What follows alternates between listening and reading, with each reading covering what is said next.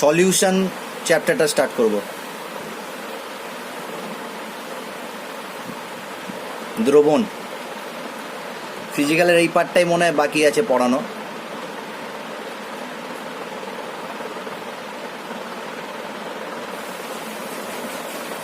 আচ্ছা, প্রথমেই কোশ্চেন হচ্ছে যে দ্রবণ কাকে বলে বা সলিউশন কাকে বলে। দ্রবণ অনেক আগেই পড়েছি আমরা, মাধ্যমিক লেভেলেই কোশ্চেনটা অ্যান্সার জানি। দুই বা ততোধিক কঠিন তরল বা গ্যাসীয় পদার্থের সমসত্ব মিশ্রণ, আর যার উপাদানগুলোকে আমি একটা নির্দিষ্ট সীমা পর্যন্ত পরিবর্তন করতে পারি। দ্রবণ মানে দুটো জিনিস থাকবে, একটা থাকবে দ্রাব আর একটা থাকবে দ্রাবক। অনেক নিচু ক্লাস থেকে এই জিনিসটা আমরা শিখে আসছি। উদাহরণ দিয়ে যদি বলি,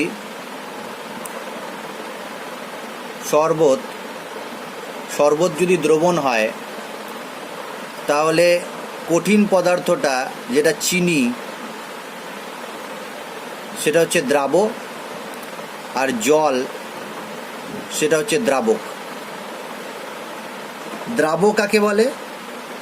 যেটা দ্রবণে কম পরিমাণে থাকে, তুলনামূলক কম পরিমাণে থাকে, তাকে দ্রাব বলা হয়। আর যেটা দ্রবণে বেশি পরিমাণে থাকে তাকে দ্রাবক বলা হয়। এই দ্রাব এবং দ্রাবক এদের মানের বা পরিমাণের পরিবর্তন আমরা নির্দিষ্ট সীমা পর্যন্ত করতে পারি। আর এই দুটো জিনিস নিয়ে যেটা তৈরি হয় সেটাকে বলা হয় দ্রবণ বা সলিউশন। পরীক্ষায় নিশ্চয়ই দ্রবণ কাকে বলে, দ্রাব কাকে বলে, দ্রাবক কাকে বলে এরকম কোশ্চেন দেবে না, তবে একবার রিডিং পড়ে নেওয়া দরকার আছে। যেমন ইন্ট্রোডাকশানেই তুমি দেখবে মিশ্রণ কাকে বলা হয়, সমসত্ব মিশ্রণ কাকে বলা হয়, অসমসত্ব মিশ্রণ কাকে বলা হয়, এটা আমরা জানি। সমসত্ব বা হোমোজেনিয়াস সিস্টেম কাকে বলা হয়?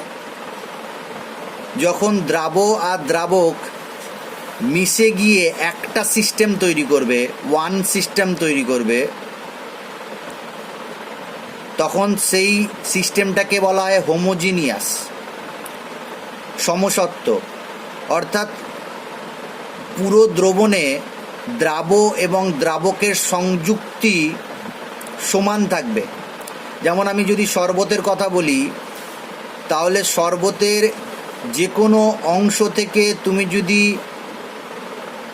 গাঢ়ত্ব, ঘনত্ব বা মিষ্টতা চেক করো তাহলে একই রকম হবে। অর্থাৎ পুরো দ্রবণে দ্রাব এবং দ্রাবকের সংযুক্তিটা একই থাকে।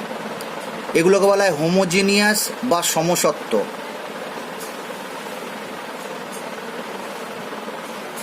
হেট্রোজিনিয়াস বা অসমসত্ব কখন হবে?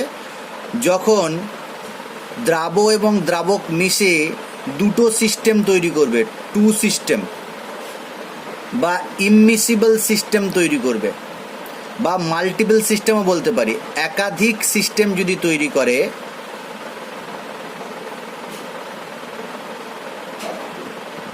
তাহলে তাকে হেট্রোজিনিয়াস বলা হয়, অসমসত্ব বলা হয়। সমসত্ব যেমন বুঝতে পারলাম, শরবত একটা এক্সাম্পল দিলাম। অসমসত্ব, ভেবে নাও তুমি জলের মধ্যে চকের গুঁড়ো গুলে দিয়েছ, তাহলে চকের গুঁড়োটা দ্রবণের মধ্যে সকল জায়গায় সমান সংযুক্তিতে থাকবে না, কোথাও কম, কোথাও বেশি, কোথাও গাঢ়ত্ব বেশি থাকবে, কোথাও গাঢ়ত্ব কম থাকবে। বা এরকম হতে পারে দুটো তরল পদার্থ যারা পরস্পর মেশে না, ইমমিসিবলও হতে পারে, বা ভালোভাবে মেশে না, এরকম টাইপের যদি সিস্টেম থাকে তাদেরকে অসমসত্ব সিস্টেম বলা হয়। কিছু কিছু ক্ষেত্রে দ্রাব এবং দ্রাবক একদমই মেশে না, তাকে অদ্রাব্য পদার্থ বলা হয়। এরকম টাইপের ইন্ট্রোডাকশানে দু একটা জিনিস পড়ে নেবে রিডিং। আমাদের মেন টপিক হচ্ছে দ্রবণ বা সলিউশন, তার বৈশিষ্ট্য সম্পর্কে একটু আলোচনা করব। দ্রবণের বৈশিষ্ট্য, এখানে দ্রবণ বলতে আমরা ট্রু সলিউশনের কথা বলছি, প্রকৃত দ্রবণের কথা বলছি। আগেও দ্রবণের প্রকৃতি আমরা পড়ে নিয়েছি, প্রকৃত দ্রবণ, কলয়েড দ্রবণ, ইমালশন বা সাসপেনশন আগে পড়া হয়ে গেছে। এখানে যা হবে কথা প্রকৃত দ্রবণের ক্ষেত্রে হবে, অর্থাৎ যেখানে দ্রাবটা সম্পূর্ণরূপে দ্রাবকে মিশে যাবে আর সমসত্ব দ্রবণ তৈরি করবে।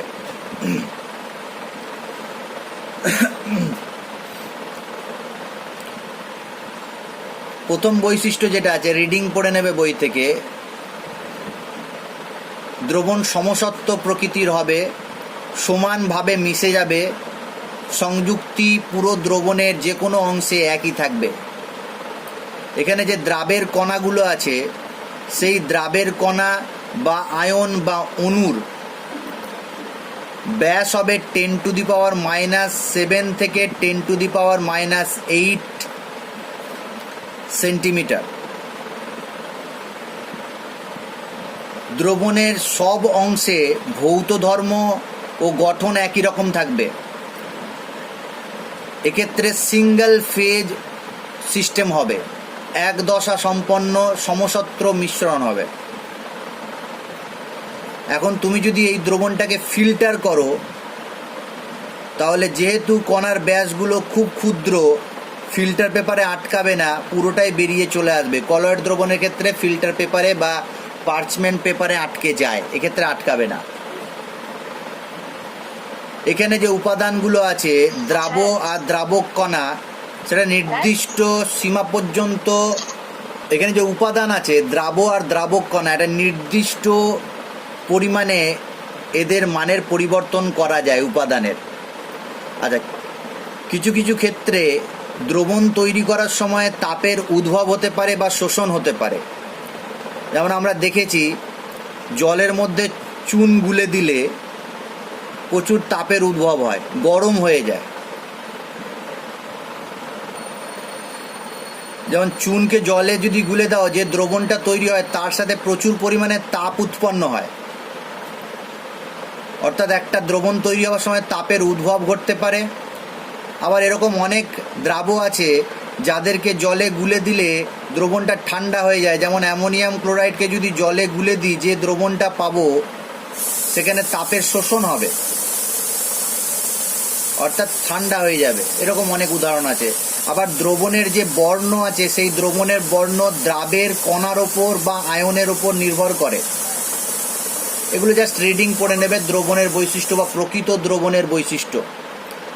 এরপর আসছি দ্রবণের শ্রেণীবিভাগ বা প্রকারভেদ, ক্লাসিফিকেশন অফ সলিউশন বা টাইপ অফ সলিউশন বলাটা বেশি ভালো হবে। দ্রবণের প্রকারভেদ,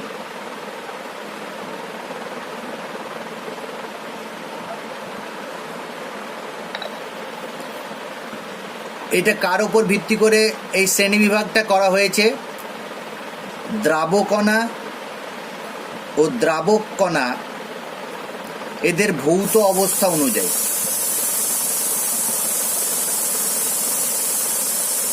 একটা ছক পাবে বইতে, দেখবে যেখানে দ্রাব দেওয়া আছে,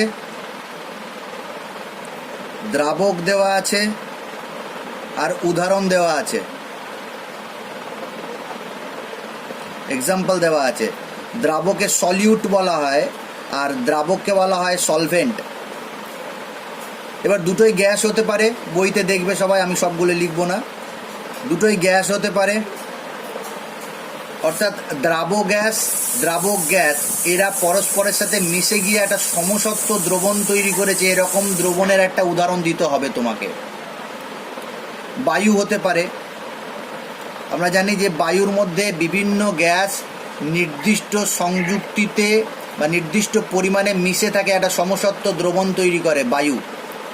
নাইট্রোজেন, অক্সিজেন, কার্বন ডাইঅক্সাইড, জলীয় বাষ্প ইত্যাদি। এরকম আছে গ্যাস আর তরল, অর্থাৎ দ্রাবক গ্যাস হতে পারে, দ্রাবক তরল হতে পারে। এরকম এক্সাম্পল আমরা জানি।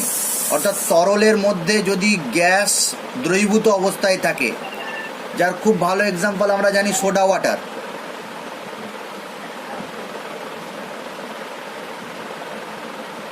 কি থাকে? কার্বন ডাইঅক্সাইড গ্যাস জলের মধ্যে দ্রবীভূত অবস্থায় থাকে। তাহলে গ্যাস কার্বন ডাইঅক্সাইড আর তরল হচ্ছে জল H2O, দ্রবীভূত অবস্থায় থাকে। এরকম উদাহরণ আছে।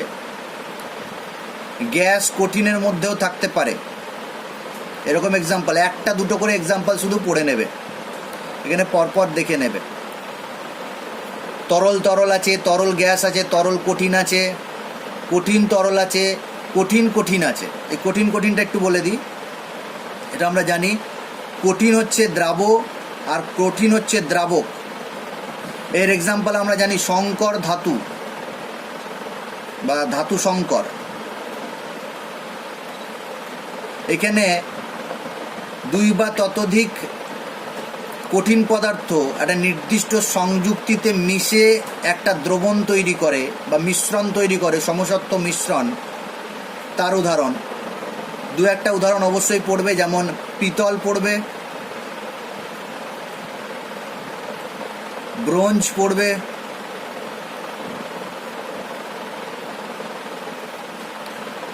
পিতলের দুটো ধাতু থাকে মিশে, সেটা কি কি থাকে?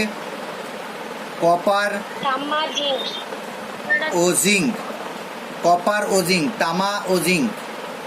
আর ব্রোঞ্জে থাকে কপার ও টিন, তামা ও টিন।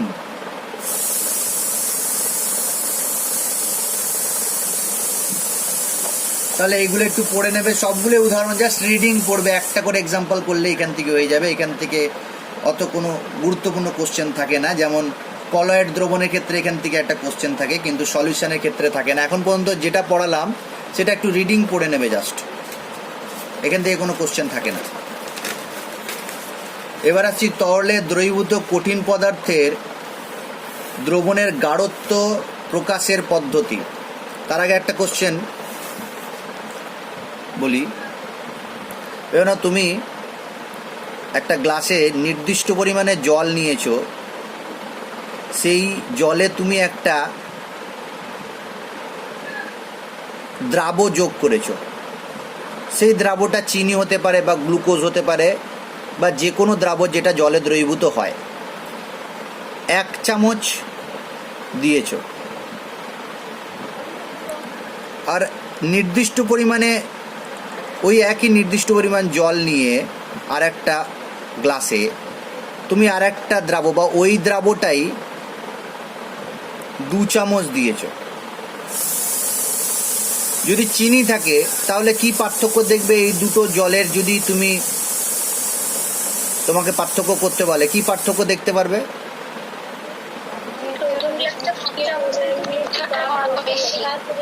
হ্যাঁ, একজন বলো।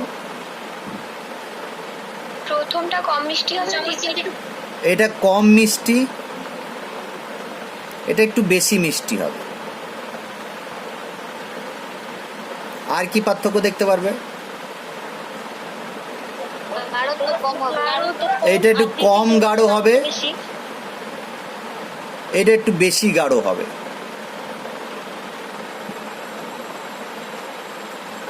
গাঢ়ত্ব বেশি হবে। এই যে একটা দ্রবণের গাঢ়ত্ব কম বা বেশি, মিষ্টিটা বাদই দিলাম, কারণ সমস্ত দ্রবণ তো আমি চেক করে টেস্ট করে দেখতে পাই না। চিনি আছে বলে টেস্ট করে নিলাম, কপার সালফেট থাকলে টেস্ট করতে গেলে মারা যাবে আর কি। তাই এই যে দ্রবণের গাঢ়ত্ব, এটাকে বলা হয় স্ট্রেংথ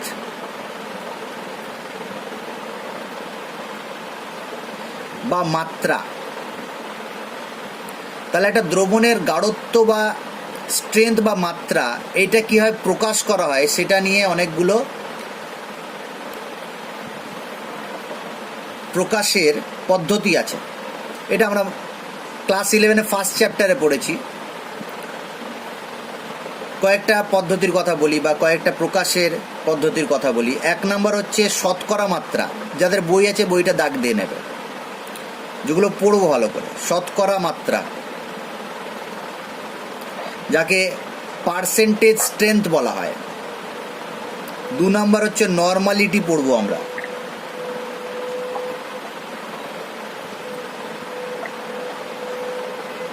নর্মালিটি, যাকে নর্মাল মাত্রাও বলতে পারি বা নর্মালিটি বলা হয়, একে ক্যাপিটাল এন দিয়ে চিহ্নিত করা হয়। মোলারিটি পড়ব, মোলারিটি ক্যাপিটাল এম দিয়ে চিহ্নিত করা হয়। মোলালিটি 4 নাম্বার, এটা খুব ইম্পর্টেন্ট। মোলালিটি এখানে র আছে, এখানে ল আছে, এটা স্মল এম দিয়ে চিহ্নিত করা হয়। গ্রাম পার লিটার, এটা পড়বো আমরা গ্রাম প্রতি লিটার, এটা গ্রাম পার লিটার, জি লিটার ইনভার্স এইভাবে লেখা হয় এটাকে। শতকরা মাত্রাকে আমরা জানি পার্সেন্টেজ দিয়ে লেখা হয়। আর মোল ভগ্নাংশ, মোল ভগ্নাংশ, একে মোল ফ্র্যাকশন বলা হয়। আর এটাকে এক্স দিয়ে চিহ্নিত করা হয়, মোল ফ্র্যাকশন। এই কটা পড়বো। বাকি যেগুলো আছে ফর্মালিটি আর পিপিএম, এটা রিডিং পড়ে নিলে বাবা একবার দেখে নিলেই হবে।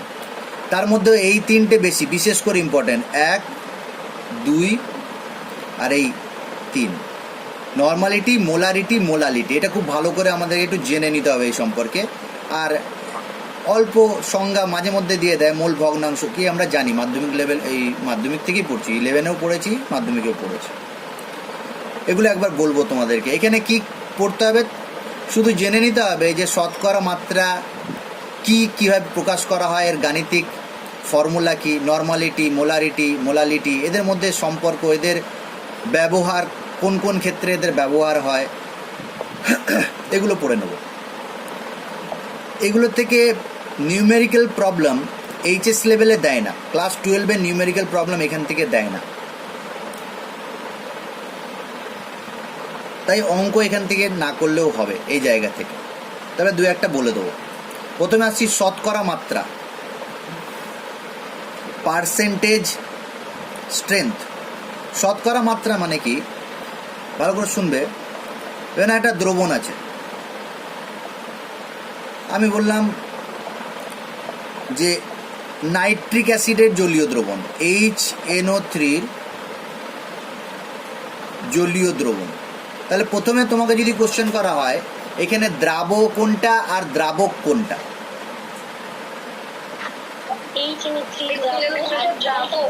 দ্রাব হচ্ছে বিশুদ্ধ, HNO3 হচ্ছে দ্রাবক, আর দ্রাবক হচ্ছে জল। এগুলো যেন একদম পরিষ্কার তোমাদের ধারণা থাকে। তাহলে দ্রাব হয়ে গেল বিশুদ্ধ HNO3, আর দ্রাবক হয়ে গেল জল বা বিশুদ্ধ জলও বলতে পারি। এগুলো মিশিয়ে একটা দ্রবণ তৈরি করা হয়েছে, নাইট্রিক অ্যাসিডের জলীয় দ্রবণ। এখন তোমাকে বলা হয়েছে যে 70% HNO3 জলীয় দ্রবণ বা দ্রবণ। তাহলে পার্সেন্টেজে লিখেছে, দেখো দ্রবণের পার্সেন্টেজ স্ট্রেংথ বলে দিয়েছে।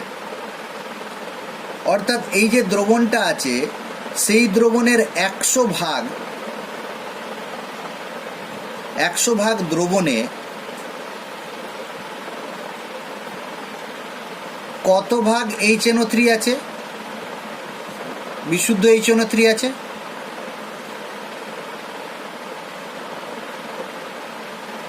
সেইটাকে বলা হয় পার্সেন্টেজ। 100 ভাগ দ্রবণে, এই কথাটা খুব ইম্পর্টেন্ট কিন্তু, দ্রবণের 100 ভাগ, কি বলছিলাম, দ্রবণের 100 ভাগে কত ভাগ বিশুদ্ধ নাইট্রিক অ্যাসিড আছে সেটা তার পার্সেন্টেজ স্ট্রেংথ। এই পার্সেন্টেজ স্ট্রেংথ 3 রকমভাবে করা যেতে পারে। 1, ওয়েট বাই ওয়েট হতে পারে। 2, ওয়েট বাই ভলিউম হতে পারে। আর 3, ভলিউম বাই ভলিউম হতে পারে। বুঝিয়ে দিচ্ছি ভালো করে। অর্থাৎ এই যে পার্সেন্টেজটা তৈরি করেছি 70% HNO3 দ্রবণ, এটা যদি ওয়েট বাই ওয়েট হয় তার মানে কি হবে, এই লাইনটা মনে রাখবে। এর মানে হচ্ছে 100 গ্রাম দ্রবণে 70 গ্রাম বিশুদ্ধ HNO3 আছে। তাহলে এটা হয়ে গেল ওয়েট বাই ওয়েট। কারণ এইখানে দেখো আমি গ্রাম নিয়েছি, এখানেও গ্রাম নিয়েছি। অর্থাৎ তুমি যদি একটা দ্রবণের 100 গ্রাম ওজন করো সেখানে 70 গ্রাম বিশুদ্ধ HNO3 আছে। এটা হচ্ছে ওয়েট বাই ওয়েট, অর্থাৎ দ্রাবের ওজন আর দ্রবণের ওজন। ওপরটা দ্রাবের ওজন, নিচেরটা দ্রবণের ওজন। ওয়েট বাই ভলিউম যদি হয়, এটাকে কীভাবে লিখব? তখন লেখা হবে 100 ml দ্রবণে 70 গ্রাম বিশুদ্ধ নাইট্রিক অ্যাসিড আছে। 70 গ্রাম বিশুদ্ধ নাইট্রিক অ্যাসিড আছে। আর যদি ভলিউম বাই ভলিউম বলি, তাহলে 100 ml দ্রবণে 70 ml বিশুদ্ধ নাইট্রিক অ্যাসিড আছে। এই 3 রকমভাবে বলে দিলাম।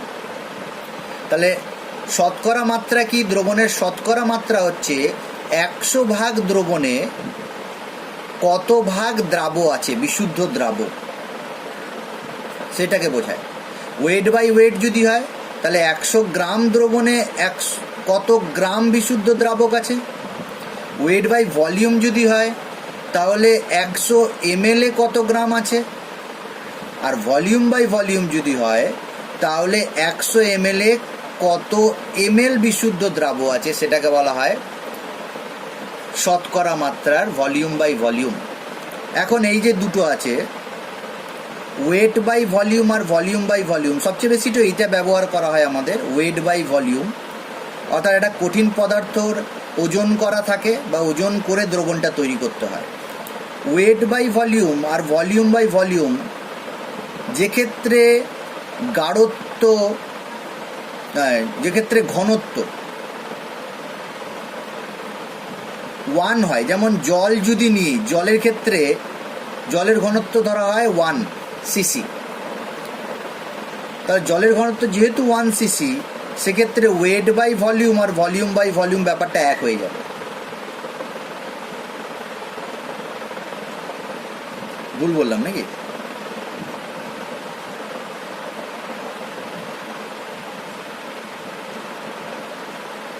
না, ভুল বলেছি। যেক্ষেত্রে ঘনত্ব এক হবে, সেক্ষেত্রে এই দুটো এক হয়ে যাবে, ওয়েট বাই ওয়েট আর ওয়েট বাই ভলিউম। বুঝিয়ে দিচ্ছে ব্যাপারটা একবার। দেন তোমাকে বলেছে 10 গ্রাম 100 গ্রাম জলে দ্রবণে, 100 গ্রাম জলীয় দ্রবণে 10 গ্রাম NaCl আছে। 100 গ্রাম জলীয় দ্রবণে 10 গ্রাম NaCl আছে। তাহলে NaCl এর পার্সেন্টেজ কত হয়ে গেল? পার্সেন্টেজ স্ট্রেংথ 10% NaCl দ্রবণ হয়ে গেল, ওয়েট বাই ওয়েট। এখন আমি যদি এটাকে বলি ওয়েট বাই ভলিউম করতে, তাহলে কি করতে হবে? তাহলে করতে হবে 100 ml জলীয় দ্রবণ নেবে, সেখানে কত গ্রাম আছে? 10 গ্রাম NaCl আছে। তাহলে এটা হয়ে গেল ওয়েট বাই ভলিউম।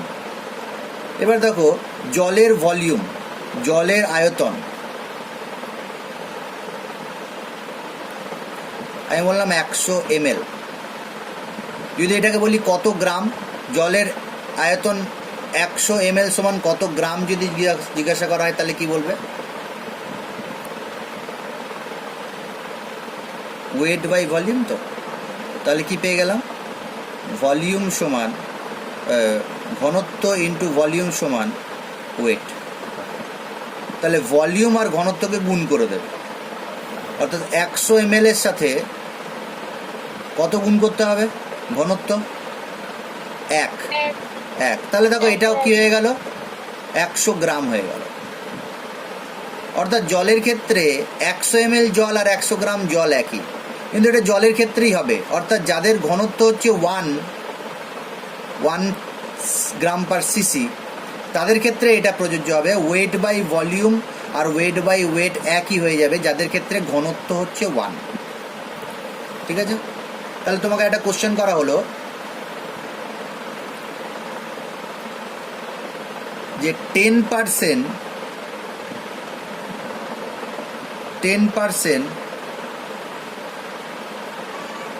ইথাইল অ্যালকোহলের জলীয় দ্রবণ ভলিউম বাই ভলিউম বলতে কি বোঝো? 10% ইথাইল অ্যালকোহলের জলীয় দ্রবণ ভলিউম বাই ভলিউম বলতে কি বোঝো? তাহলে কি অ্যান্সার হবে একজন যে কেউ? এর মানে হচ্ছে 100 ml জলে নয়, কিন্তু ভুল বলে দিলে যে বললে 100 ml দ্রবণে, 100 ml ইথানলের জলীয় দ্রবণে 10 ml বিশুদ্ধ ইথানল আছে, এটার অর্থ তাই।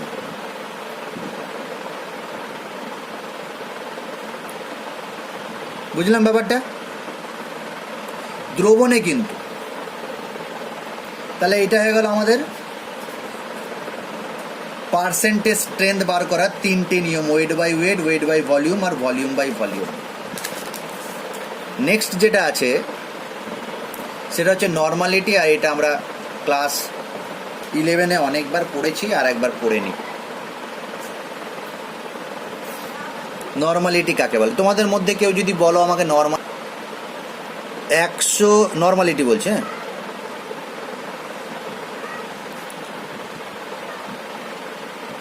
1000 ml এখানে হবে, 1000 ml মিলিলিটার বা 1 লিটার বলতে পারি। 1000 ml দ্রবণে যত গ্রাম তুল্যাঙ্ক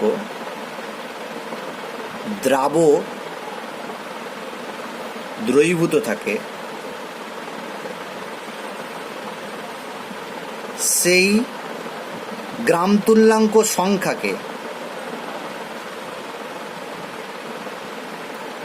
ওই দ্রবণের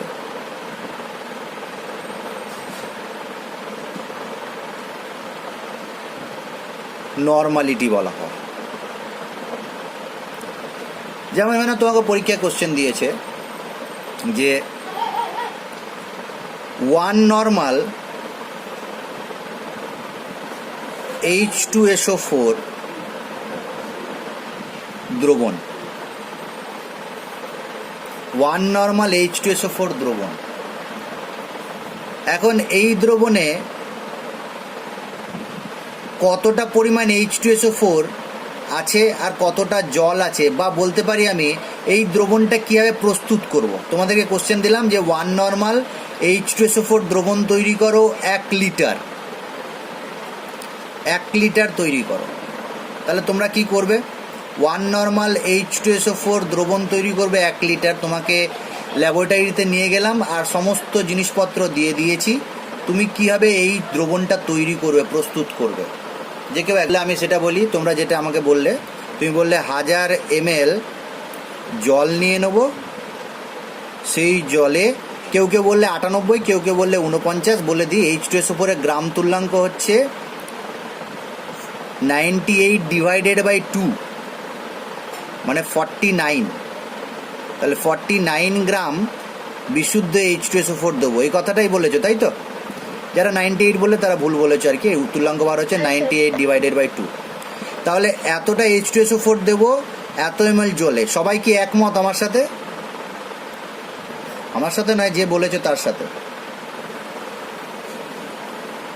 সবাইকে এটাই বলছো যে 1000 ml জলে যদি এত গ্রাম H2SO4 দিয়ে দিই তাহলে সেই দ্রবণটা 1 নর্মাল দ্রবণ হবে H2SO4 এর। হ্যাঁ ঠিক আছে, হ্যাঁ স্যার যারা যারা বলেছো তাদের কনসেপ্ট জিরো আছে আর কি, তাদের কনসেপ্টটা জিরো আছে। দেখো H2SO4 নিজে লিকুইড, আর এখানে দেখো জলে বলেছো, এখানে কি লেখা আছে? দ্রবণে, 1000 ml দ্রবণে। এখন তুমি যদি 1000 ml জল নিয়ে নাও আর এই যে লিকুইডটা দিয়ে দাও, এরও তো একটা ভলিউম আছে, লিকুইড তো এটা, তাহলে আয়তনটা কি আর 1000 ml থাকবে দ্রবণে? 1000 ml এর বেশি হয়ে যাবে।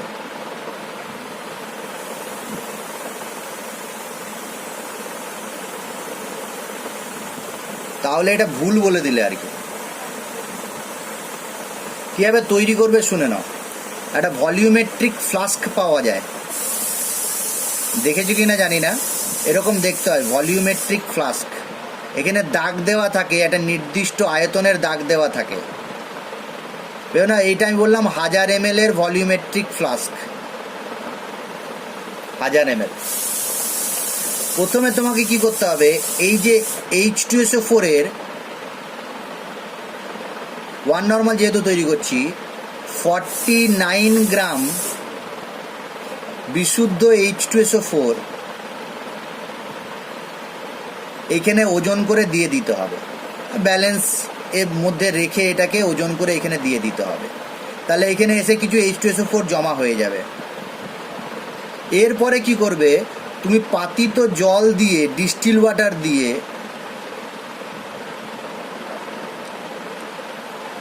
ভলিউমটা 1000 ml পর্যন্ত নিয়ে যাবে। জল দিয়ে দিয়ে জল দিয়ে দিয়ে প্রথমে বেশি করে জল দেবে, গুলে নেবে ভালো করে। তারপরে এই যে যখন এইখান পর্যন্ত চলে আসবে জলটা, তখন ধীরে ধীরে জল দিতে হয়, ড্রপারে করে জল দিতে হয়, দিয়ে এইখান পর্যন্ত ভলিউমটা 1000 ml হবে দ্রবণের। তাহলে যে দ্রবণটা পাবো সেই দ্রবণটা হবে 1 নর্মাল H2SO4 1 লিটার। বুঝতে পারলাম ব্যাপারটা? এখন কিন্তু ভলিউম পুরো 1000 ml থাকবে, অর্থাৎ এখন দ্রবণের আয়তন হয়ে গেল 1000, আর সেখানে কিন্তু 49 গ্রাম বিশুদ্ধ পদার্থ আছে। এইভাবে তৈরি করা হয় নর্মাল দ্রবণ। কনসেপ্টটা ক্লিয়ার হলো আমাদের? তাহলে তোমাকে যদি বলে দেয় 1 নর্মাল বা 2 নর্মাল HCl তৈরি করো, 2 নর্মাল HCl 1 লিটার তৈরি করতে হবে, 2 নর্মাল HCl 1 লিটার কীভাবে তৈরি করব কে বলবে? 1000 ml নেব তো, তাহলে 1000 ml নিয়ে নিলাম ভলিউমেট্রিক ফ্লাস্ক। এবার কি করব, কত গ্রাম দেব HCl বলো? 73 গ্রাম 73 গ্রাম 73 গ্রাম 2 গ্রাম মানে 36 বলছো নাকি? HCl তো 36.5 তাই তো? 36.5 এটা 1 নর্মালের জন্য, আর 2 নর্মালের জন্য আবার 36.5, তাহলে কত হলো? 73 গ্রাম। তাহলে 70 গ্রাম HCl ওজন করব আমি, বিশুদ্ধ HCl, আর সেটাকে এর মধ্যে আগে দিয়ে দেবো, তারপর সেটাকে 1000 ভলিউম পর্যন্ত ফিল আপ করো পাতিত জলে। 1000 ml ঢেলে দেবে না, কারণ 1000 ml ঢাললে অলরেডি HCl এর একটা আয়তন আছে, সেটা ছাপিয়ে চলে যাবে। তাহলে আমাদের নর্মাল দ্রবণ তৈরি করার পদ্ধতি জেনে গেলাম। আর তুল্যাঙ্ক ভারের ক্ষেত্রে এখানে 34ই নিলাম কেন? HCl এর ক্ষেত্রে 36, আর এখানে 98 থেকে 2 ভাগ করে দিলাম।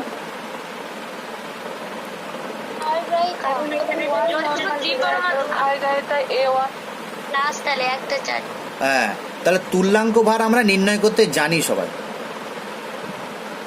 তুল্যাঙ্ক ভার সমান weight by equivalent weight, weight by equivalent weight, যা ভর তার ইকুইভ্যালেন্ট ওয়েট দিয়ে গুণ হবে। ভুল বললাম, এক্স দিয়ে গুণ হবে, ভাগ হবে এক্স দিয়ে। ওই এক্সটা কী হবে? এক্সটা আলাদা, অ্যাসিডের ক্ষেত্রে আলাদা, ক্ষারের ক্ষেত্রে আলাদা, লবণের ক্ষেত্রে আলাদা, এটা আমরা জানি তাই তো? মলিকুলার ওয়েট MW লিখতে পারি, বা এম লিখলে ভালো হতো। তাহলে আমি আলাদা করে বলি, একবার আলাদা পেজে বলে দিই একটু তোমাদেরকে। তুল্যাঙ্ক ভার যখন নির্ণয় করব, যেমন অ্যাসিড যদি হয় তাহলে তার তুল্যাঙ্ক ভার কীভাবে নির্ণয় করব?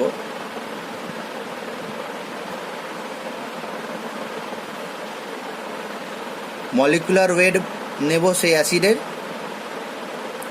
Divided by x. এখানে এক্সটা হচ্ছে কি? ক্ষারগ্রাহিতা। আর যদি ক্ষার হয়, বেস হয়, তাহলে তার তুল্যাঙ্ক ভার কি করব? Weight by molecular weight by x. এখানে হচ্ছে অম্লগ্রাহিতা।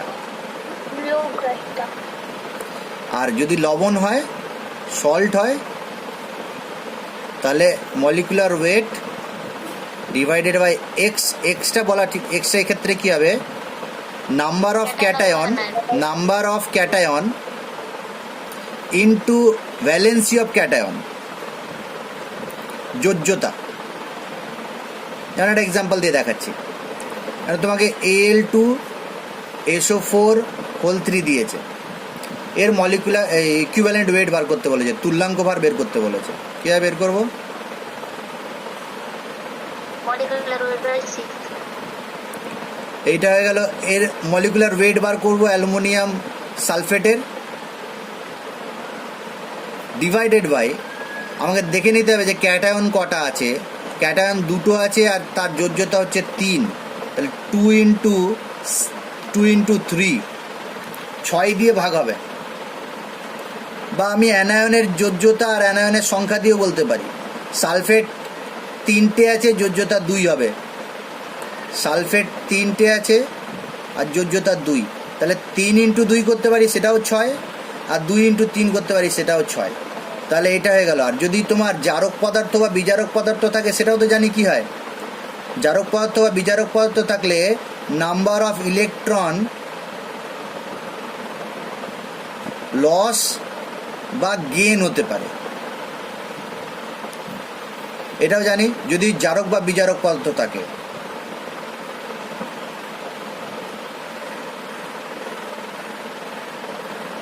এটা বেশি ডিটেলসে বলছি না কেন, কারণ আগে পড়ে নিয়েছো। তাহলে একটা জারক বা বিজারক পদার্থের তুল্যাঙ্ক ভার যখন বের করব আমি, তখন তার মলিকুলার ওয়েট বের করে, বা তার মলিকুলার ওয়েট দেওয়া থাকবে, নাম্বার অফ ইলেকট্রন লস বা গেন যতটা হয়, জারক বিজারক আলাদা আলাদা হবে, তাহলে সেরকমভাবে আমরা নির্ণয় করে নিতে পারবো। তুল্যাঙ্ক ভার সবারই নির্ণয় করতে পারবো। আর তুল্যাঙ্ক ভারটা যদি 1000 ml কত তুল্যাঙ্ক ভার আছে জেনে যাই, তাহলে সেটার আমি নর্মালিটি জেনে যাব। বইতে নর্মালিটির একটা ফর্মুলা দেওয়া আছে, সেই ফর্মুলাটা একটু জেনে রাখবে বা মনে রাখবে। দ্রবণের নর্মালিটি সমান দ্রবণের প্রতি লিটারে দ্রবীভূত দ্রাবের ওজন। দ্রবণের প্রতি লিটারে এল লিখে দিলাম, হ্যাঁ, প্রতি লিটারে দ্রবীভূত দ্রাবের ওজন, দ্রাবের ওজন ইন্টু ডিভাইডেড বাই দ্রাবের গ্রাম তুল্যাঙ্ক ওজন।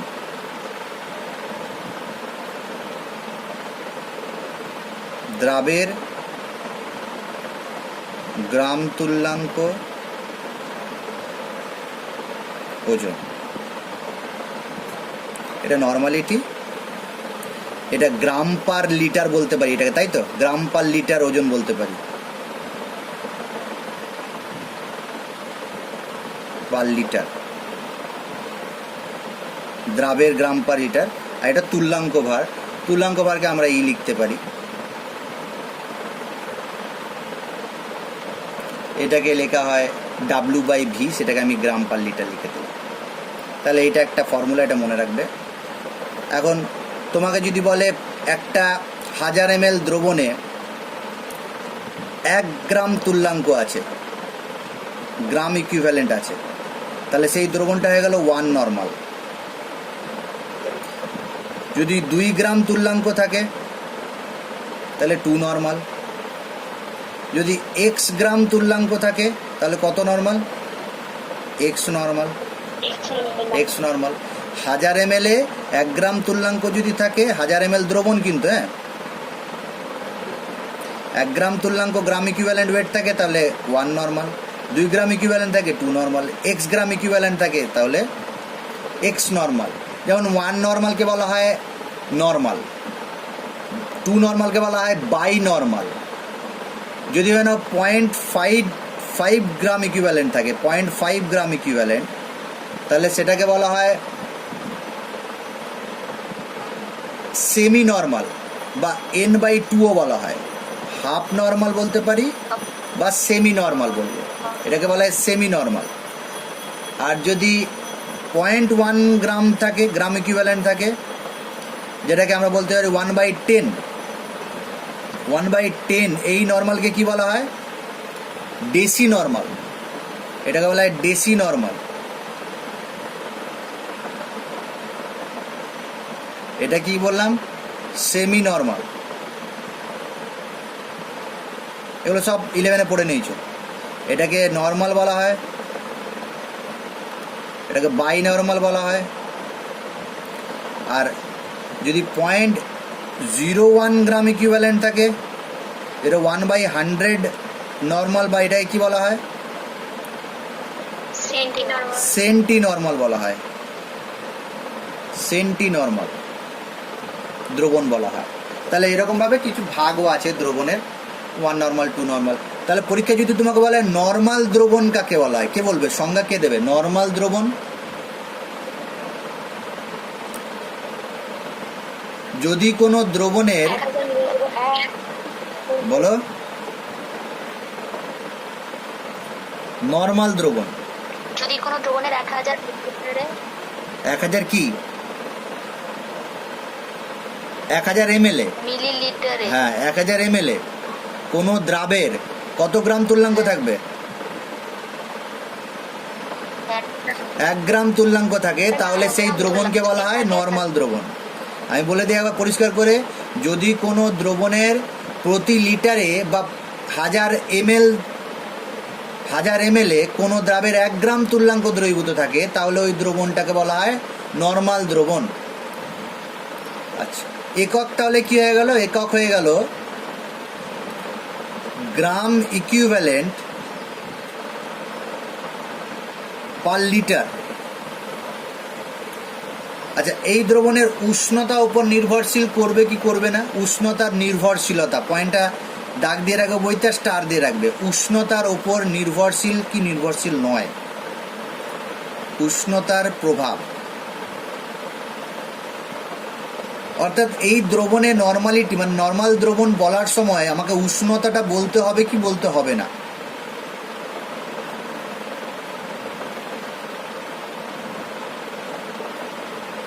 ওয়েট বলছি বা গ্রাম ইকুইভ্যালেন্ট ওয়েট বলছি, তুল্যাঙ্ক ভার বা ইকুইভ্যালেন্ট ওয়েট কি উষ্ণতার উপর নির্ভর করে? করে না। কিন্তু আয়তন যখন বলছি এত লিটারে দ্রবীভূত আছে, যখন আয়তন বলছি বা এত লিটারে দ্রবীভূত আছে বলছি, তার আয়তন কিন্তু উষ্ণতার উপর নির্ভর করে। অর্থাৎ ভর যদিও উষ্ণতার উপর নির্ভর করে না, কিন্তু আয়তন বা ভলিউম উষ্ণতার উপর নির্ভর করে। আর এই যে নর্মালিটির টার্মে লিটার বা আয়তনের কথা আছে, গ্রাম পার লিটারে কতটা বা ইকুইভ্যালেন্ট, অর্থাৎ লিটার আছে মানে কি উষ্ণতার উপর নির্ভর করবে। তাহলে নর্মাল দ্রবণ উষ্ণতার উপর নির্ভরশীল। দ্রবণের নর্মালিটি বললে তোমাকে উষ্ণতা বলতে হবে, বা এত টেম্পারেচারে বা এত ডিগ্রি সেন্টিগ্রেডে 1 নর্মাল দ্রবণ। অর্থাৎ যে ভলিউমেট্রিক ফ্লাস্কটা থাকে, সেই ভলিউমেট্রিক ফ্লাস্কের গায়ে একটা টেম্পারেচার উল্লেখ করা থাকে। কেন টেম্পারেচার উল্লেখ করা থাকে? নর্মাল দ্রবণ যদি থাকে, তাহলে নর্মাল দ্রবণের ওই গায়ে টেম্পারেচার উল্লেখ করে দিতে হয়। কেন? কারণ ওটা নির্দিষ্ট আয়তনে নর্মালিটিটা, নির্দিষ্ট টেম্পারেচারে নর্মালিটিটা বলে দিচ্ছে। টেম্পারেচার চেঞ্জ করলে নর্মালিটি চেঞ্জ হয়ে যাবে।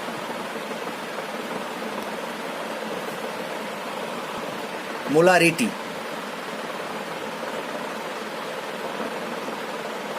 মোলারিটি কাকে বলে? এটা ক্যাপিটাল এম দিয়ে চিহ্নিত করা হয়, ক্যাপিটাল এম। তোমাদের মধ্যে কেউ আমাকে বলে মোলার দ্রবণ কাকে বলে? ঠিক বলে যাবে। 1000 ml দ্রবণে বা 1 লিটার দ্রবণে যত গ্রাম মোল বা মোল বলতে পারো দ্রাব দ্রবীভূত থাকে,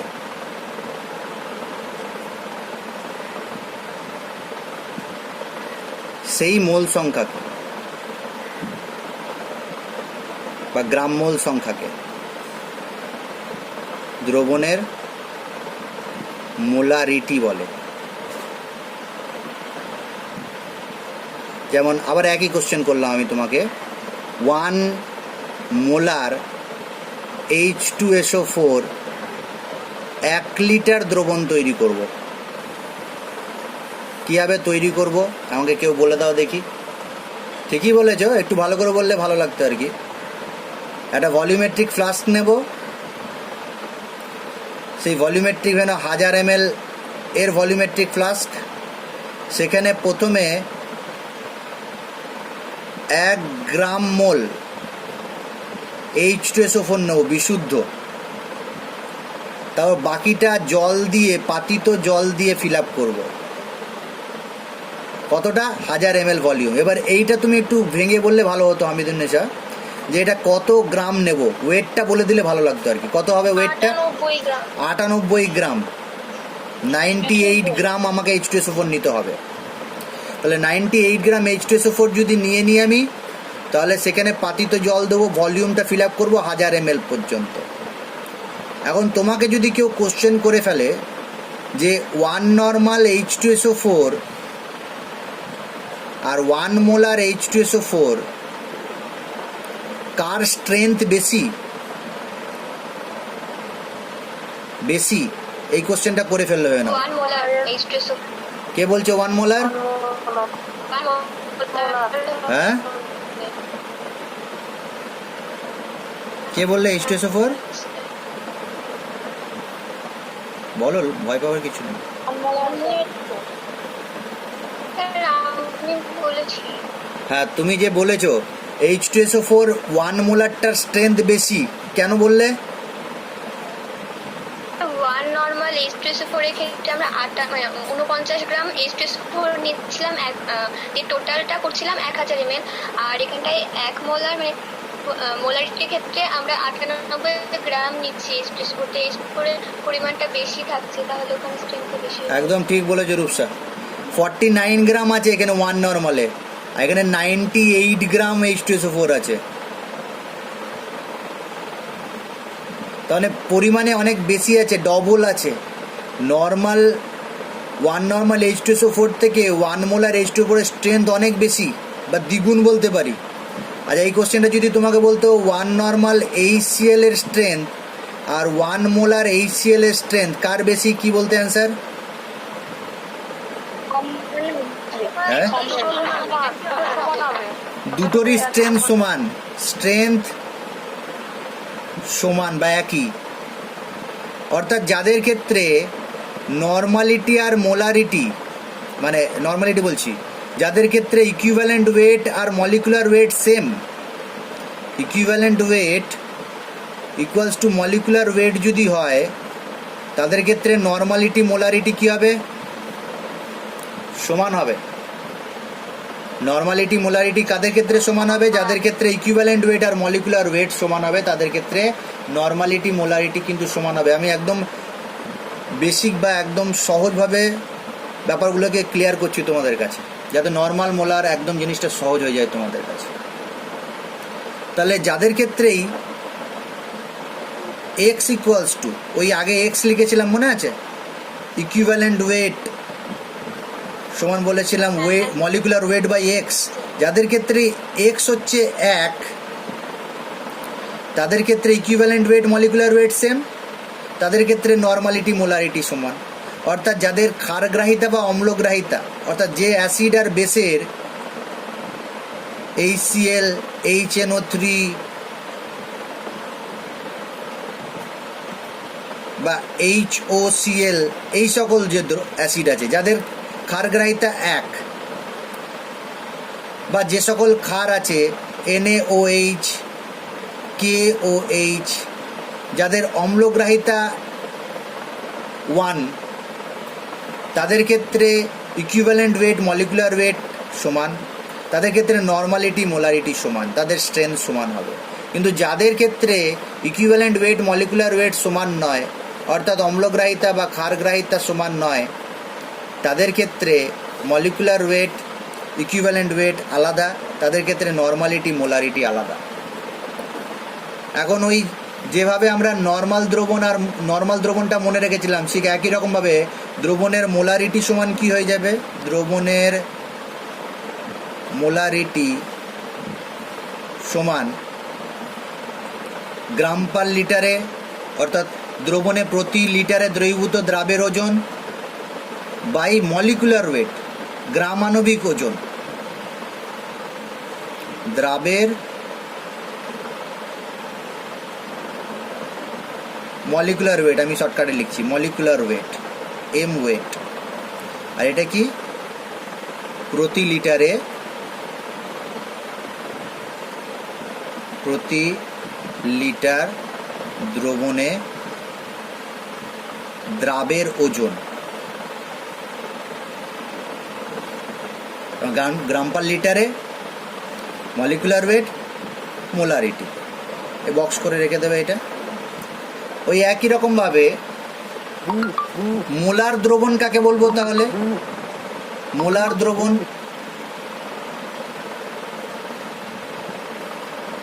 1000 ml কোনো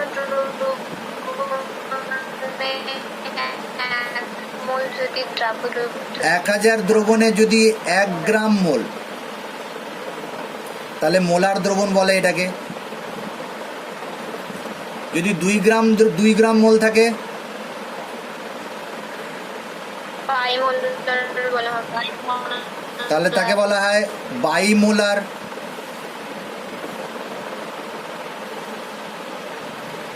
তাহলে সেন্টিমোলার, ডেসিমোলার,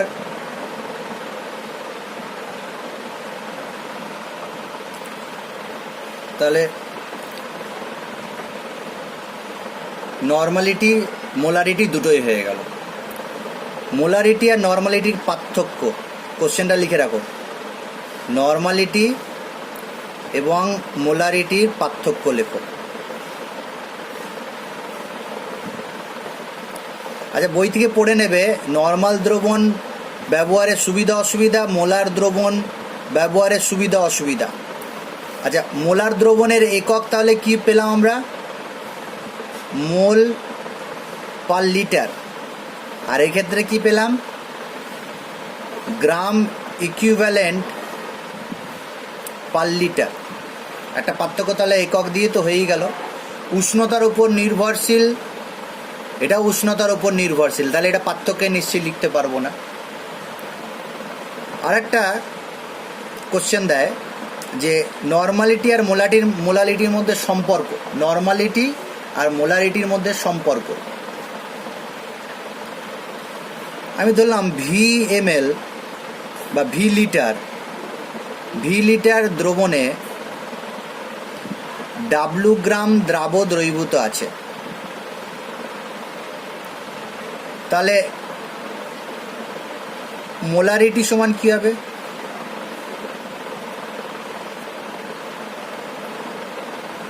কত মোল দ্রবীভূত আছে? Weight by molecular weight.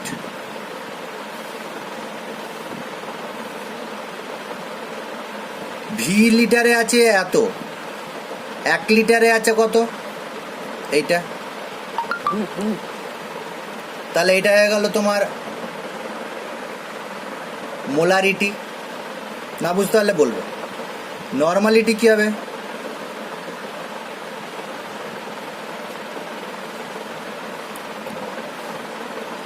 V লিটারে আছে কত equivalent? Weight by equivalent weight. 1 লিটারে কত আছে? অর্থাৎ এখানে যেটা পেলাম ইনটু ভি, এটা হচ্ছে মোলারিটি। আর এখানে নর্মালিটি সমান কি পেলাম? Weight by equivalent weight into V. তাহলে দুটোর ক্ষেত্রে আমি যদি সম্পর্ক নির্ণয় করতে চাই তাহলে কি হবে?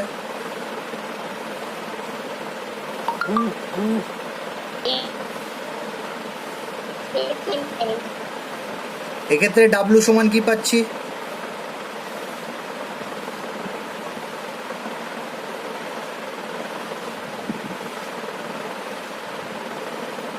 আর এক্ষেত্রে ডাব্লু সমান কি পাচ্ছি?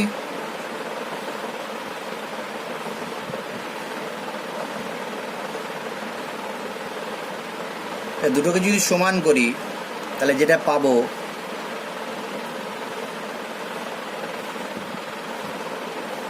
Normality M by E molarity, এটাকে যদি আমি এক্স বলি,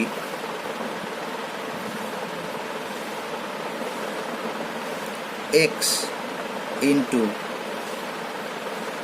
মোলারিটি। এই এক্সটা কি? Molecular weight by equivalent weight. X সমান কি? Molecular weight by equivalent wait.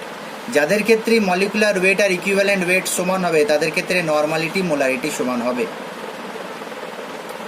এই সম্পর্কটা পেয়ে গেলাম। তাহলে আমরা যে কোনো লবণের ক্ষেত্রে বের করতে পারবো, যে কোনো অ্যাসিডের ক্ষেত্রে বের করতে পারবো, যে কোনো ক্ষারের ক্ষেত্রে বের করবো। আগেই বলে দিয়েছি এক সমান কি, বলে দিয়েছি, আর বলছি না। আরেকটা আসছে এবার, মোলালিটি। ফর্মালিটিটা রিডিং করে নেবেন নিজে থেকে, খুব ইম্পর্টেন্ট। মোলালিটি, এখানে র নেই, ল আছে। এটাকে স্মল এম দিয়ে চিহ্নিত করা হয়, বা সি স্মল এম দিয়েও করা হয়। এম স্মল এম দিয়েই বলবো। মোলালিটিটা খুব ইম্পর্টেন্ট, কিন্তু তোমরা পড়েছো 11-এ, আমি তাও বলে দিচ্ছি আরেকবার, খুব ভালো করে শুনে নাও, এই ধারণাটা যেন থাকে। এতক্ষণ যা হচ্ছিল দ্রবণের কথা হচ্ছিল, মোলালিটির ক্ষেত্রে কি হবে? 1000 গ্রাম, প্রথমে দেখে নাও গ্রাম আছে, এমএল নেই। 1000 গ্রাম দ্রাবকে, দুটো জিনিসই আন্ডারলাইন করলাম, খুব ইম্পর্টেন্ট। 1000 গ্রাম দ্রাবকে, অর্থাৎ এক্ষেত্রে আর দ্রবণ নয়, জল চলে আসছে। যদি ওয়াটারের দ্রবণ হয় তাহলে জল, দ্রাবকে যত গ্রাম মোল, এটা ঠিক আছে, মোলার দ্রবণের মতনই, যত গ্রাম মোল দ্রাব দ্রবীভূত থাকে,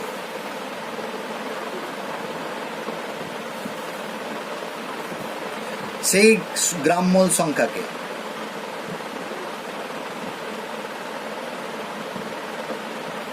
ওই দ্রবণে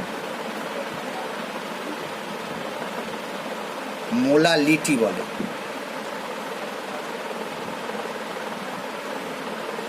অর্থাৎ এক্ষেত্রে তোমাকে যদি আমি কোশ্চেন করি, আবার সেই পুরনো কোশ্চেন, 1 মোলাল H2SO4 দ্রবণ তৈরি করব 1000 গ্রাম, তাই 1000 ml,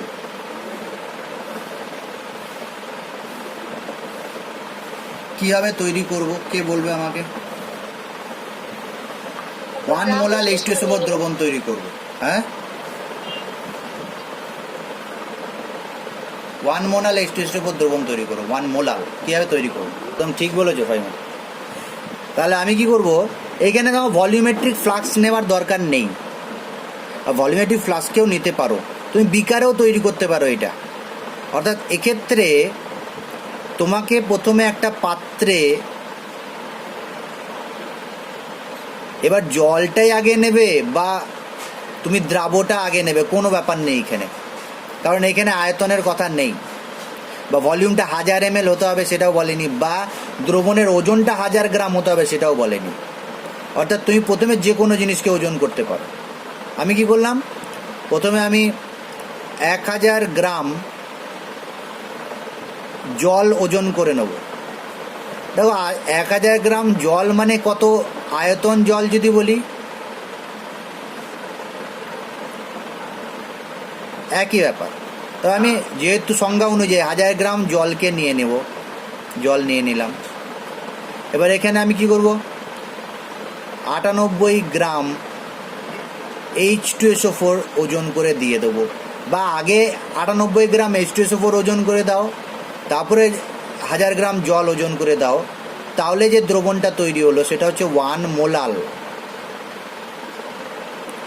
এখন তোমাকে যে কোশ্চেনটা করা হবে, খুব ইম্পর্টেন্ট, ভেরি ভেরি ইম্পর্টেন্ট একটা কোশ্চেন দেয় পরীক্ষায়, যে 1 মোলার দ্রবণ এবং 1 মোলাল দ্রবণ কার গাঢ়ত্ব বেশি বা কার স্ট্রেংথ বেশি ব্যাখ্যা করো। 1 মোলার। 1 মোলার, 1 মোলারের ক্যাপিটাল এম, হ্যাঁ, হ্যাঁ স্যার। গাঢ়ত্ব বেশি। এটা প্রথম অ্যান্সার হয়ে গেল আমাদের। কেউ একটু এক্সপ্লেন করবে কেন? একজন পরিষ্কার করে যে এক্সপ্লেন করতে পারবে, স্যার 1 মোলার, স্যার একজন বলো, তাহলে রেকর্ডিং হচ্ছে তো, একজন বলো।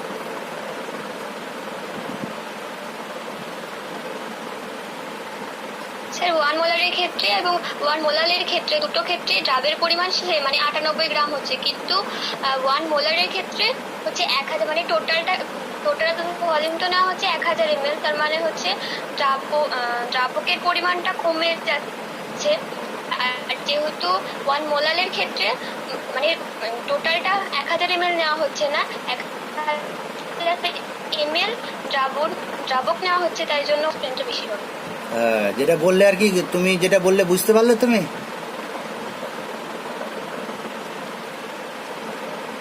বলতে গিয়ে আর কি একটু গোলমাল হয়ে গেল, বলো। আমি এখানে দেখে নিই। দ্রবণের আয়তন 1000 ml, দ্রাবের পরিমাণ 98 গ্রাম। 1 মোলারের ক্ষেত্রে দেখে নিই, দ্রবণের আয়তন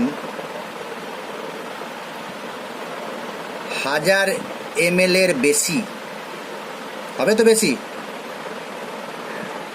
1 মোলারের ক্ষেত্রে 1000 ml এর বেশি হবে তো? 1000 ml এর বেশি। দ্রাবের পরিমাণ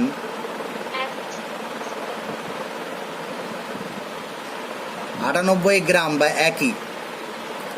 এবার যে মেন পয়েন্টটা আছে সেটা কি, মোলার দ্রবণে কম আয়তনে বেশি দ্রাব আছে।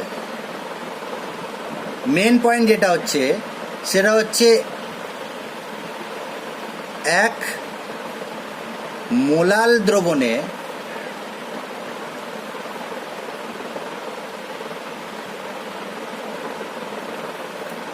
যে আয়তনে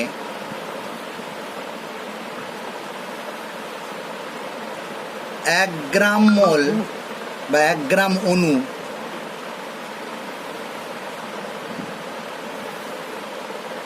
দ্রবীভূত আছে,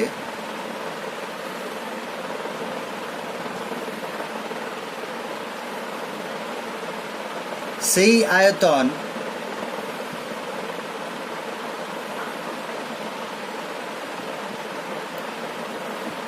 হাজার ml অপেক্ষায়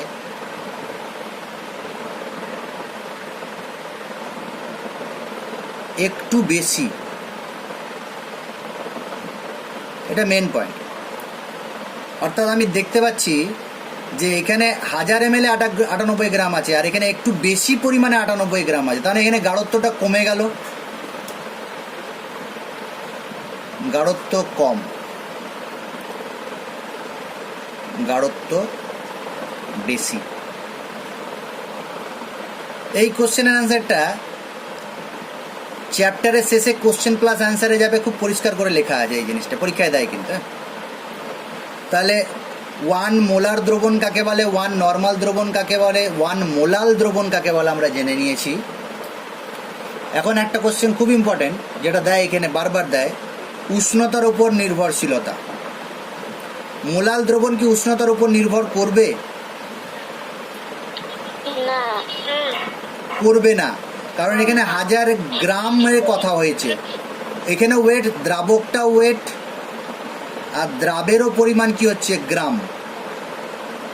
তাহলে যেহেতু ওজন উষ্ণতার উপর নির্ভর করে না, তাই মোলালিটি উষ্ণতার উপর নির্ভর করে না।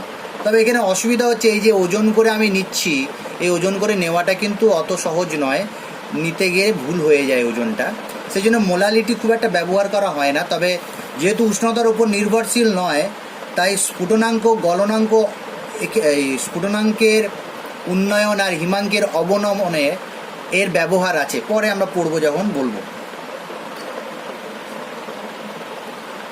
পার্থক্যটা করে নেবে, মোলার দ্রবণ, মোলাল দ্রবণ পার্থক্য করবে, মোলারিটি আর মোলালিটি পার্থক্য, খুব ইম্পর্টেন্ট কোশ্চেন। আর একটা ফর্মুলা আছে মোলালিটির, যে ফর্মুলা সেটা একবারে লিখে নিচ্ছি আমি। মোলালিটি সমান, একবারে লিখছি, বই থেকে তুমি খুব ভালোভাবে বুঝে নেবে, W2 into 1000 divided by W1 minus W2 into M, কোনটা কি বলে দিই একটু আমি। দেখো W1 হচ্ছে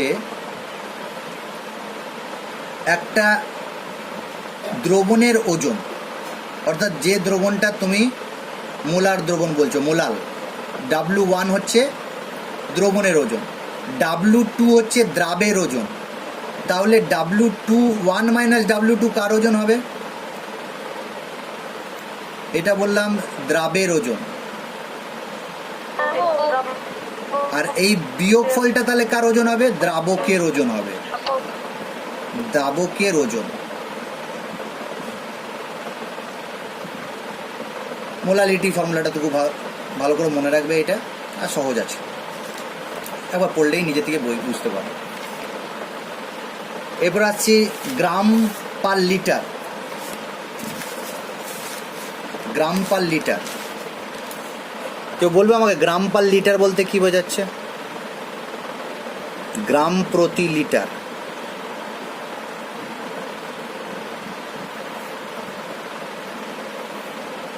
প্রতি লিটার, তার মানে প্রতি লিটার কি হয়? দ্রবণ তো, প্রতি লিটার দ্রবণে যত গ্রাম দ্রাব আছে, তখন এটা 1000 ml হয়ে গেল, আর এটা ছিল 100 ml, মনে আছে? Weight by weight, weight by volume, volume by volume, সেটা পার্সেন্টেজ ছিল। এটা প্রতি লিটার এ কত গ্রাম আছে। যেমন তোমাকে যদি বলে দেয় যে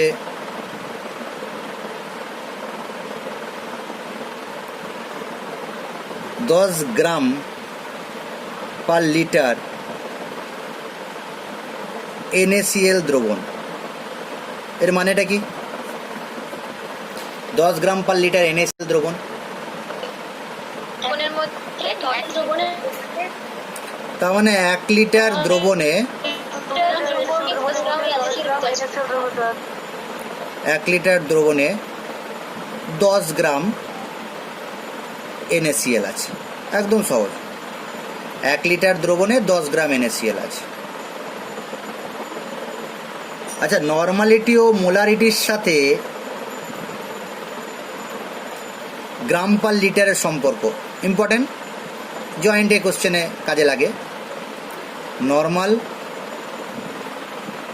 মোলার এর সাথে বা সঙ্গে গ্রাম প্রতি লিটারের সম্পর্ক আগেই হয়ে গেছে। এটা মনে আছে? নর্মালিটি সমান কি বলেছিলাম? দ্রবণের 1 লিটারের ভর গ্রাম প্রতি লিটার, নিচে কি ছিল?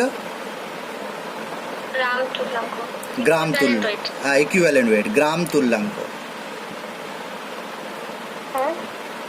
বলছি একটু পরে, একটু বলে দিন এটা। মোলারিটি সমান কি বলেছিলাম? গ্রাম প্রতি লিটার, এটা কি ছিল? গ্রাম আণবিক ভর। তাহলে গ্রাম পার লিটার সমান মোলারিটি ইন্টু গ্রাম আণবিক ভর, গ্রাম প্রতি লিটার সমান নর্মালিটি ইন্টু গ্রাম তুল্যাঙ্ক। এখন এরকম একটা কোশ্চেন দিয়ে দিল, 1 লিটার 0.4 নর্মাল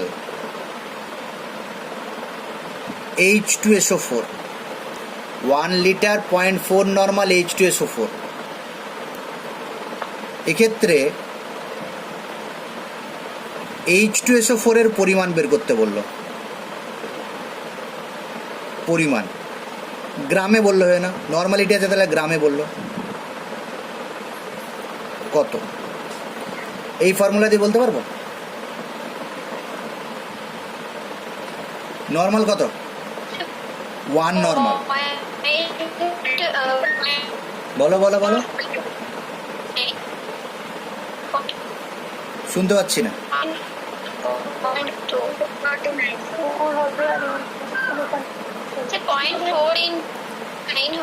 0.4 ইন্টু 40 49 49, তাহলে হয়ে যাবে 0.4 ইন্টু 49, বই দেখেই বলছি 19.6 গ্রাম H2SO4 হচ্ছে। অর্থাৎ ইকুইভ্যালেন্ট ওয়েট যেটা এই গ্রাম তুল্যাঙ্ক ভার তার সাথে নর্মালিটির গুণ করে দিয়েছি। বলে যে পয়েন্ট, মানে আমি যদি ফর্মুলা দিয়ে বলতাম এরকম হতো, গ্রাম প্রতি লিটার ইকুইভ্যালেন্ট ওয়েটটাকে ই লিখে দিয়েছি, তাহলে নর্মালিটি কত 0.4 আর ইকুইভ্যালেন্ট ওয়েট 49, গুণ করে দাও, তাহলে গ্রাম পার লিটার কত গ্রাম বেরিয়ে যাবে। এই কোশ্চেনটাই যদি তোমাকে বলতো যে 1 লিটার 0.4 মোলার যদি বলতো,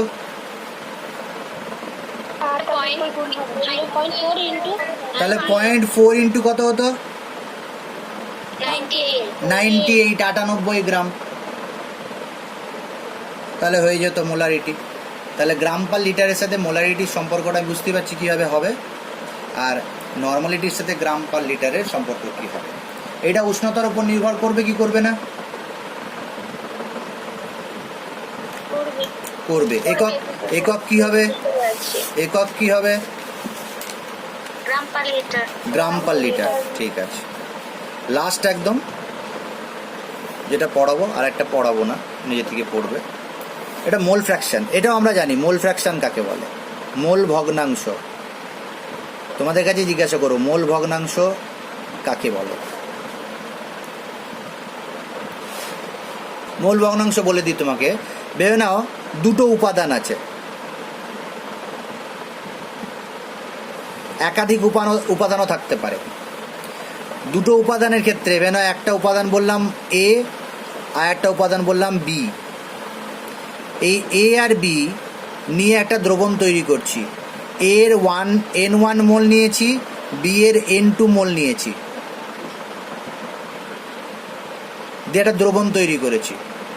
এখন যদি বলি এর মোল ভগ্নাংশ, সেটাকে লেখা হয় x1 লিখতে পারি বা এ লিখতে পারি। এক্স এর মোল ভগ্নাংশ কী হবে? যার মোল ভগ্নাংশ বার করছি তার মোল সংখ্যা বাই টোটাল মোল সংখ্যা, যেটা দ্রবণের বললে, বাই টোটাল মোল সংখ্যা। এখন যদি এক্স বি এর মোল ভগ্নাংশ বের করতে চাই, তাহলে x2, তাহলে এর মোল সংখ্যা বাই টোটাল মোল সংখ্যা, তাহলে এইভাবে বের করব। আচ্ছা, দুটো কম্পোনেন্টের মোল ফ্র্যাকশনকে যদি যোগ করে দিই কী হবে? 1 হয়ে যায়। এই সম্পর্কটা মনে রাখা দরকার আছে। এখন যদি একাধিক উপাদান নিয়ে নিই, তাহলে আমরা কীরকমভাবে পাবো? x1 plus x2 plus x3 plus dot dot xi পর্যন্ত যদি যাই, এক্ষেত্রেও কী হয়ে যাবে? যোগফলগুলো 1 হয়ে যাবে। অর্থাৎ যে আইতম উপাদান আছে তার মোল ভগ্নাংশ যদি বলি কী হবে, তাহলে xi সমান কী হবে? ni হবে, প্লাস কী হবে? N1 plus N2 plus N3 plus dot dot ni, বা এইটার টোটালটা আমি বলতে পারি ক্যাপিটাল বা n বলতে পারি এটাকে। এটা দ্রবণের যদি মোল সংখ্যা বলি টোটাল, তাহলে n বলতে পারি। অর্থাৎ nটা কি? nটা হচ্ছে N1 plus N2 plus N3 plus dot dot plus ni। তাহলে মূল ভগ্নাংশ কাকে বলে জেনে গেলাম। এই মূল ভগ্নাংশে ব্যবহার খুব কম হয়। আর উষ্ণতার উপর যদি বলি নির্ভরশীলতা কী হবে? নির্ভর করবে কি করবে না? নির্ভরশীল নয়, কারণ এইখানে আমি দেখতে পাচ্ছি মোল সংখ্যা পাচ্ছি সব।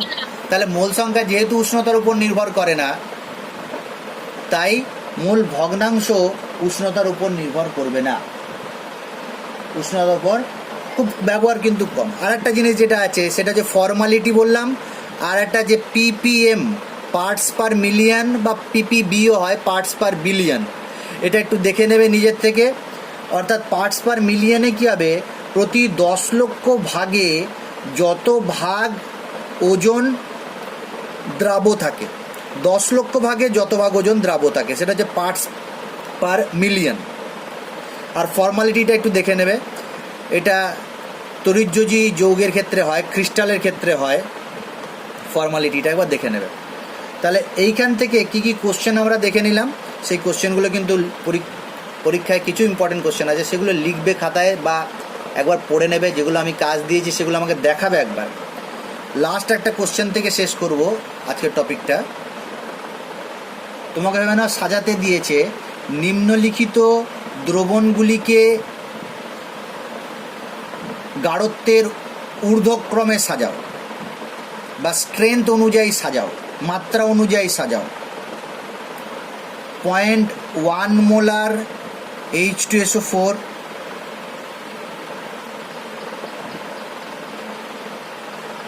0.1 মোলার HNO3,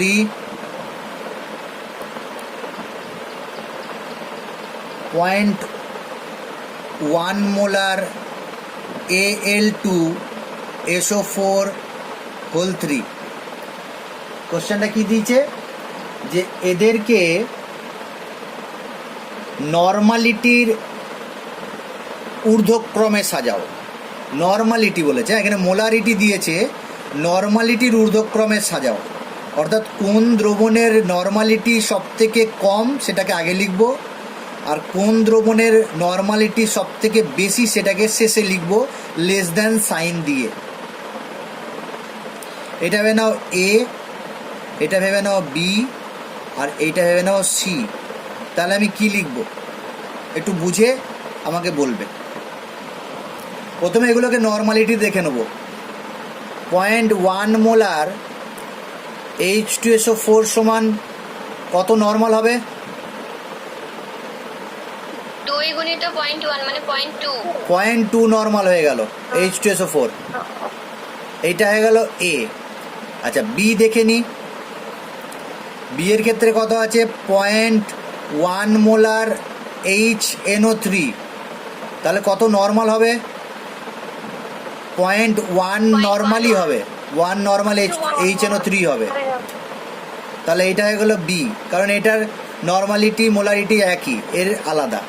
লবণের ক্ষেত্রে কি হবে? সি এর ক্ষেত্রে 0.1 মোলার Al2SO4 হোল 3 সমান কত হবে? 0.1 ইন্টু কত করব? 6 করব তো, 6। তাহলে 0.6 নর্মাল হয়ে গেল। তাহলে এটা 0.6 নর্মাল, এটা 0.1 নর্মাল, এটা 0.2 নর্মাল। তাহলে সবচেয়ে বেশি কোনটা? সি, যেটা Al2SO4 হোল 3। সবচেয়ে কম কোনটা? নাইট্রিক অ্যাসিড যেটা আছে বি, আর তারপরে এ, তারপর সি। কেউ যদি না বুঝতে পারো বলবে be less than a less than C. Normality অনুযায়ী যদি আমি সাজাই তাহলে এরকম হবে।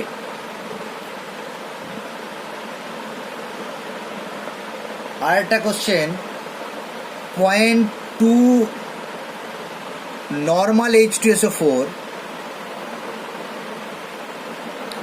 আর 0.08 মোলার H2SO4।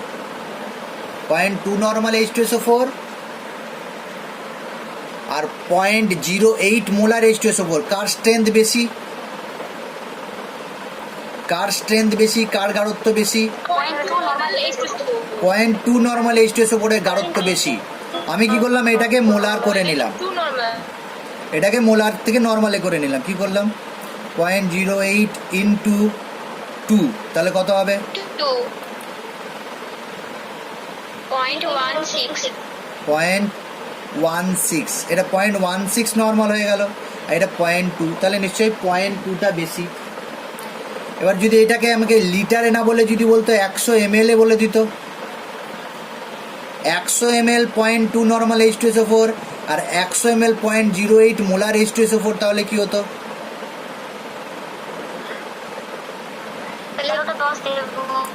তাহলে তোমাকে করে নিতে হতো যে 100 ml এ কত আছে, 1000 ml এ কত আছে। এটা 100 ml এ কত আছে, 1000 ml এ কত আছে, এটা করে দেখবে কোনটা বেশি হয় বলবে। কোশ্চেনটা বুঝতে পেরেছি? 1000 ml এ বলে দিল 2 normal, 100 ml 2 normal, 100 ml 0.08 molar, তখন 1000 ml এ বের করে নেবে, তাহলে হয়ে যাবে। কিছু নিউমেরিক্যাল কোশ্চেন আছে, নর্মালিটি, মোলারিটি, মোলালিটি, মোল ফ্র্যাকশন, এগুলো 12-এ দেয় না, এই কোশ্চেনগুলো 12-এ দেয় না। আইআইটি লেভেলের কোশ্চেন আগে দিত, এখন সেগুলোও দেয় না, খুব কম থাকে। তোমরা করবে, করে যদি মনে হয় অসুবিধা হচ্ছে, উদাহরণের অঙ্ক আছে সব, যদি অসুবিধা মনে হয় কোনো জায়গায় বুঝতে আমাকে নেক্সট দিন জিজ্ঞাসা করবে, আশা করি কোনো অসুবিধা হবে না, যদি হয় আমাকে অবশ্যই জিজ্ঞাসা করবে। এখন পর্যন্ত যেটুকু পড়ালাম, যদি কোনো কোশ্চেন থাকে আমাকে করতে পারো।